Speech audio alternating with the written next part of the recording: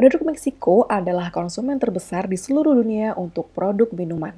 Mereka merasa dengan minum minuman kemasan yang manis atau bersoda membuat mereka merasa healing. Dan di Meksiko, Coca-Cola merajai pasar minuman kemasan. Mereka sangat menyukai minuman bersoda ini yang pada kenyataannya berdampak pada kesehatan mereka. Dengan minum minuman bersoda secara berlebihan, efek sampingnya bisa membuat diabetes dan menimbulkan kematian. Video kali ini kita akan membahas seberapa kecanduannya penduduk Meksiko pada Coca-Cola.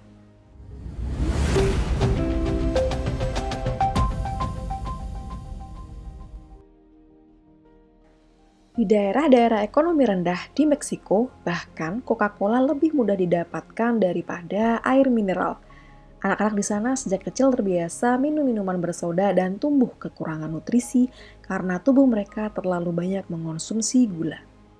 Karena sejak kecil mereka terbiasa mengonsumsi minuman bersoda, tidak heran jika banyak dari mereka mengalami diabetes dan berujung pada kematian di usia yang masih muda. Bahkan, obesitas telah menjadi masalah kesehatan Meksiko sejak lama, 40 kali lipat meningkat selama 30 tahun terakhir. Di Chiapas, sebanyak 3.000 orang meninggal dunia tiap tahunnya akibat diabetes. Di daerah ini, banyak terjadi kasus di mana dalam satu keluarga semua anggotanya mengalami diabetes. Tingkat kematian penduduk diperparah dengan adanya serangan COVID-19. Jika seseorang terkena diabetes dan bersamaan dengan terkena virus COVID, maka dipastikan kondisinya akan mengalami kondisi yang sangat mengkhawatirkan. Badan Statistik Meksiko mengatakan bahwa penduduk Meksiko minum Coca-Cola rata-rata hingga lebih dari 2 liter per hari.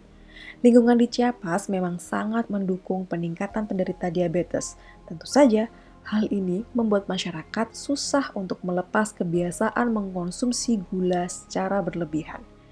Kita bisa menemukan banyak junk food atau makanan yang tidak sehat yang dijual di sepanjang jalan di sana.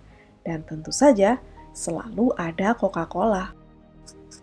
Karena tingkat konsumsi Coca-Cola ini meresahkan bagi kesehatan masyarakat Meksiko, pihak Coca-Cola sampai membuat pilihan produk rendah gula untuk penduduk Meksiko. Akan tetapi, upaya itu malah tidak direspon positif. Penduduk masih saja lebih suka minum Coca-Cola yang original, yang tinggi gula dan gas. Meskipun Coca-Cola menyatakan, kini produk originalnya mengandung 30% lebih rendah gula. Promosi dan iklan Coca-Cola di Meksiko sangat gencar, di mana setiap gang yang ada di sana selalu ada iklannya Coca-Cola. Bahkan, di setiap toko-toko kecil di pemukiman juga di-branding Coca-Cola. Ini membuat semua orang tersugesti untuk minum Coca-Cola kapanpun dan dimanapun. Pemilik sebuah toko Coca-Cola setiap harinya, tetap saja mereka akan menyetoknya untuk menarik pembeli. Kalau mereka tidak menjual Coca-Cola, maka pembeli mereka akan menurun dan memilih belanja di toko lain yang menjual Coca-Cola. Untuk menuruti permintaan konsumen ini, pabrik Coca-Cola terbesar di Meksiko sampai membutuhkan 300.000 galon air setiap harinya untuk dapat diproses menjadi minuman Coca-Cola. Kebutuhan ini sampai mengancam ketersediaan air mineral di sana. Jadi bisa dibayangkan, warga Meksiko lebih suka minum Coca-Cola dibanding minum air putih. Waduh, nggak kebayang ya. Sangat tidak sehatnya seperti apa. Bahkan, air putih semakin langka di sana, jikapun ada, airnya itu kotor. Dan setelah penduduk meminumnya, mereka mengaku mengalami sakit kepala. Salah satu peneliti di Meksiko mengambil sampel air di sumber air dataran tinggi untuk mengetes kandungan air tersebut. Sebagai perbandingan, peneliti itu juga mengambil sampel air dari sungai di sekitar tempat di mana penduduk mendapatkan sumber air minum yang berada di dataran rendah. Dan hasilnya, kedua air dari sumber yang berbeda ini mengandung bakteri E. coli. Nah, kita semua pasti tahu ya kalau minuman kita terkontaminasi dengan bakteri E. coli ini, pasti kalau kita minum, kita pasti auto sakit perut. Di sebuah daerah bernama San Andres Larraizar di Meksiko, Coca-Cola adalah minuman yang disajikan dalam kegiatan keagamaan penduduk setempat.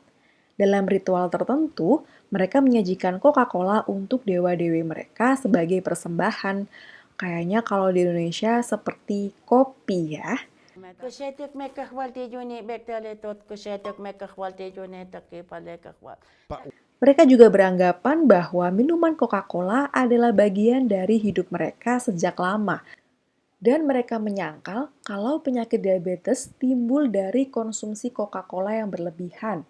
Menurut mereka, diabetes itu timbul karena seseorang itu mudah marah dan mereka memiliki banyak masalah dalam keluarganya. Hati-hati ya yang mudah marah dan punya banyak masalah, nanti kena diabetes loh. Alic ibahik da asakal chamele, hak uchal jabil, tahtas kak al kontondik, tuheche problematik, ushat chobol kadik cabah takintik, cabal kam deltik, muyukusi oikundik, hadi tahtadik oli chamel kecelana. Nah, dari beberapa kisah ini, kita bisa menggambarkan ya kalau konsumsi Coca-Cola dan minuman manis di Meksiko itu sudah sangat mengakar. Pihak Coca-Cola mengaku mereka telah banyak mengkampanyekan produk less sugar atau rendah gula dan mereka mengembalikan pemilihan produk kepada konsumen. Tapi, merubah kebiasaan yang sudah sangat lama mereka lakukan memang tidaklah mudah ya. Bahkan, di acara pemakaman keluarga yang meninggal karena diabetes telah tidak sehat. Nah, buat teman-teman, kurang-kurangin ya konsumsi gula karena tidak bagus untuk kesehatan tubuh kita. Oke, terima kasih telah menonton video ini. Dukung kami berkembang dengan subscribe dan nyalakan tombol notifikasi. Sampai ketemu di video lainnya.